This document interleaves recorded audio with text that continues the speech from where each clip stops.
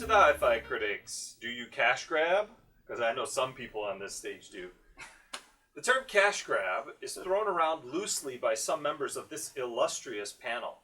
There have been attempts to define the term, ding ding ding, but what is the real definition of the cash grab? Please enumerate specific criteria that define the term, specifically commenting on whether an actual exchange of payment must be present to attain cash grab status. So, I believe that a cash grab has to have some of the following criteria. Okay. One, I think that monetization has to occur, whether it is an add-on to buying something else that to try to get people in the door or not. It's part of the cash grab. Okay. It needs to be a useless addition to something that's already been created, such as the cash grab that I participated in, which was the amber-colored Jurassic Park record. You don't need an amber-colored one, obviously. If you already have... If you already have the other one. Did you already have the other one? Yes. Oh. Wow, that is a cash grab. Huge Okay. cash grab. But beyond that, the other cash grab is that you are forcing or faking, urgency with it, right? Mm-hmm. So, again, same thing with this Amber one. They had only 30 pressings of it, but then as soon as you bought those 30, there was a secondary round of pressing that was slightly different because the name wasn't written in amber this time. Almost identical. Started selling those again. So I think that's it. It's got to be money. It's got to be something useless that you either are buying for a second time or even that you could find a cheaper version of it that is not cash grab. And third, fake sense of urgency. I kind of agree with you, and so far I'm with you. I want to also call it, when it's unnecessary, something that's not necessary, like Cars 2, Anaconda 2, Land Before Time 3, or poor quality, right? Like, we don't need Cars 2. And I think you're saying your urgency. I also want to say false scarcity, right? They could print, make these... Scarcity. They can make a bunch of these things. That's not 500. They can... Well, this is what I mean. I think even false scarcity is the same thing as false urgency, right? The urgency is because you won't get it. And, I actually wrote down a specific term.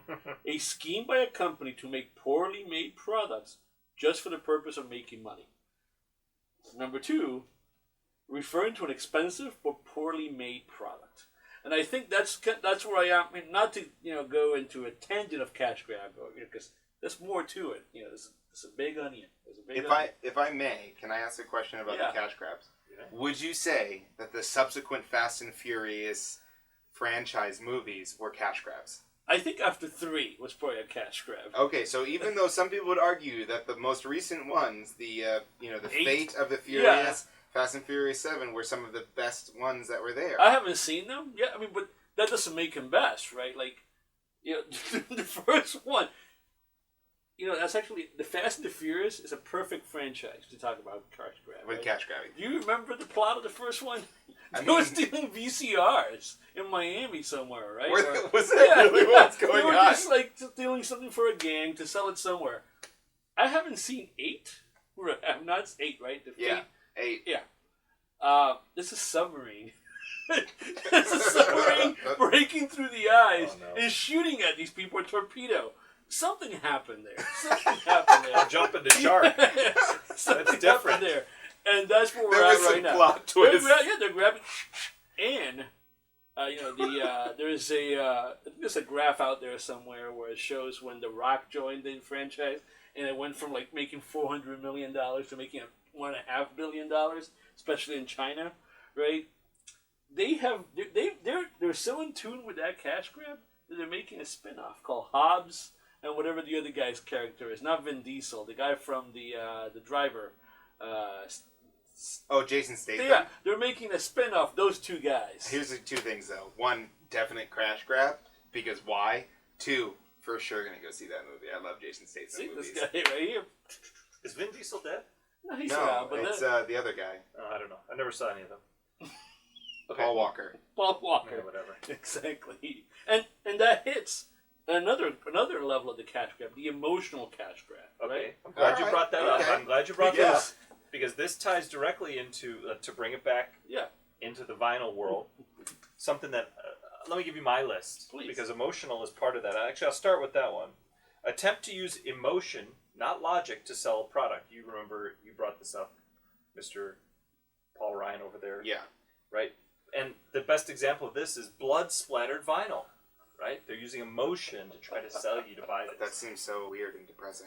Yes.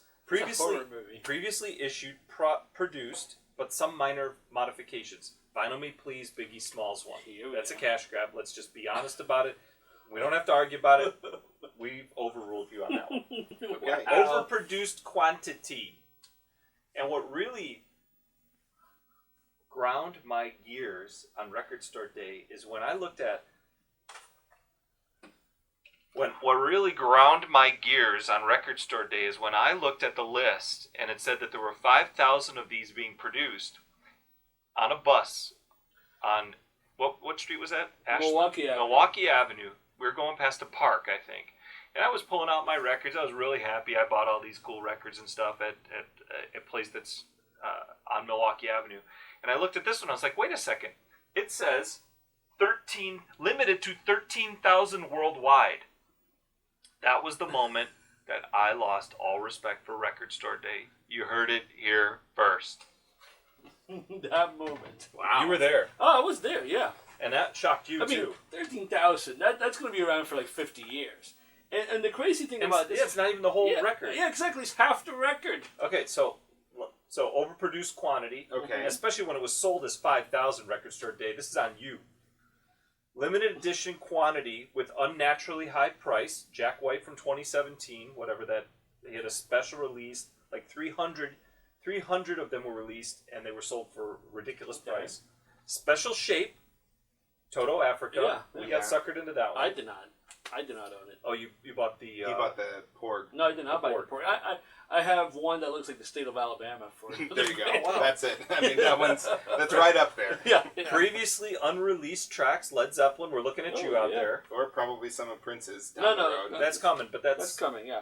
that's okay. Not today. Artificial Deadlines, LCD Sound Systems RSD 2014. What was the title?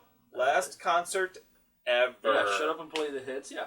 At Ever. the time, they were retiring, but continue. Ever. They knew they were coming back. No, It's just they like the didn't. Rolling Stones for the last 20 years.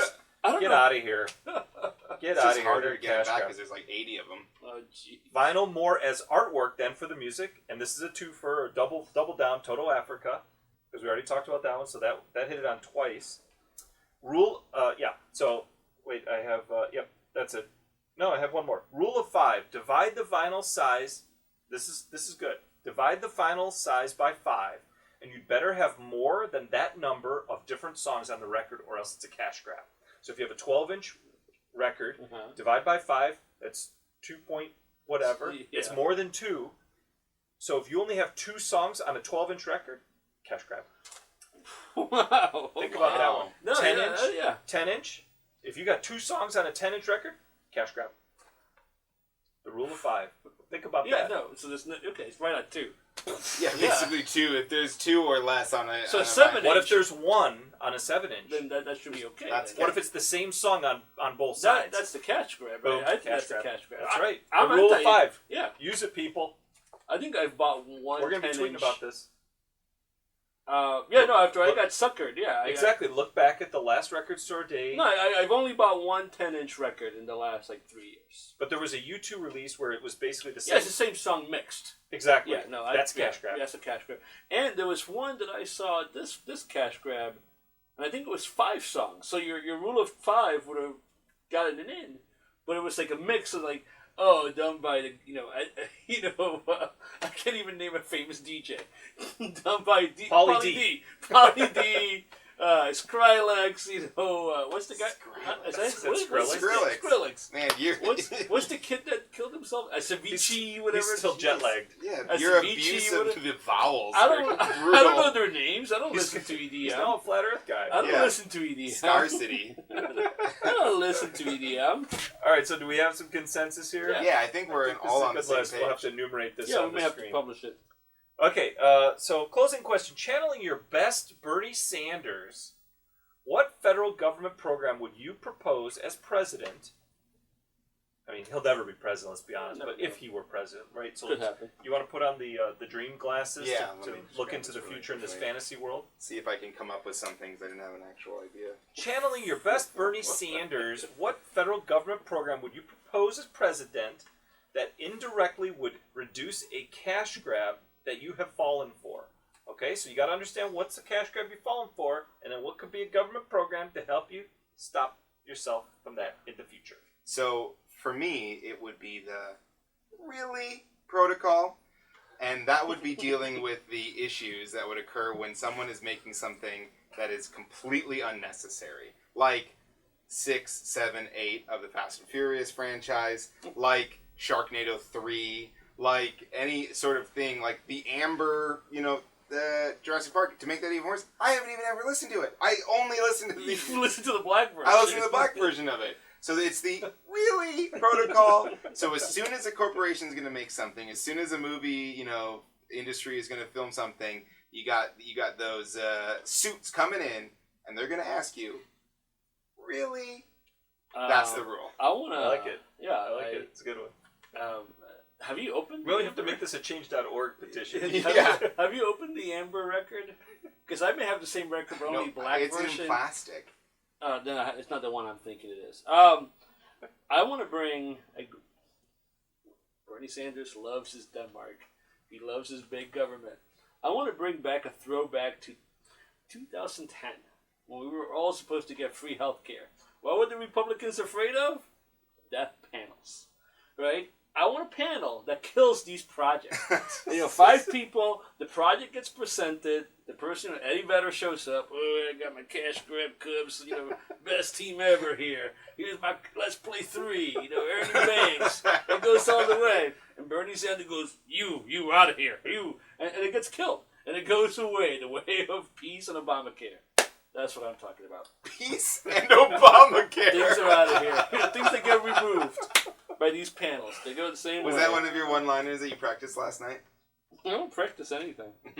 So, okay, did you therefore? So, what you're talking about, you specifically gave the example of Let's Play 2. Did you fall for that cash grab? I don't have it. No, I have not. Okay, bought so the you record. haven't fallen for it. That was part of the question. No, I have not fallen for it. I mean, That you- I've not fallen for that that you have particular fallen cash for. grab. Okay. I've not fallen for So, that what particular. cash grab did you fall for? I mean, I bought the Star. I bought the last 10-inch record that I bought. The It's Star the Wars Star Wars soundtrack. Yeah.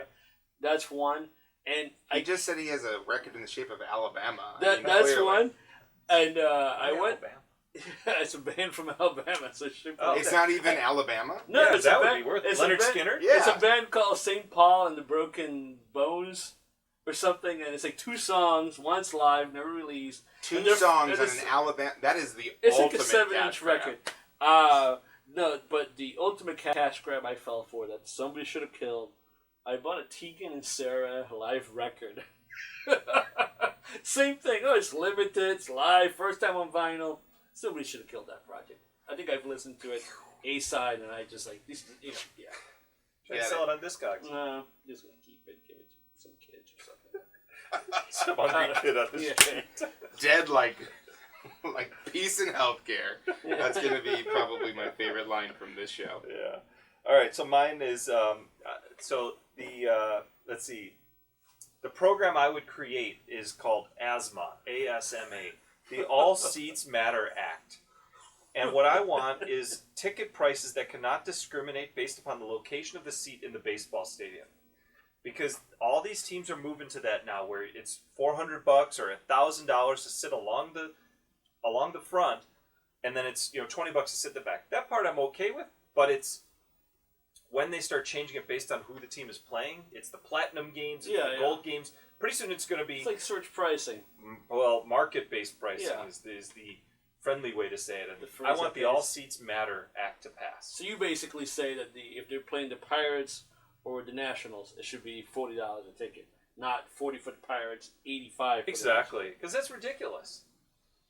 The Nationals. And you've been burned by this. Oh, yeah. specifically. Well, the White Sox tickets that for last weekend, that was like $94. I've got tickets for a game coming up, and same exact seats, it's like $62. That's ridiculous. That's a big cash grab. That's a cash grab. Yeah. All right. Tweet at us using our handle HiFi Critics or the hashtag Splash List. Subscribe to our YouTube channel to automatically be updated when a new episode is released.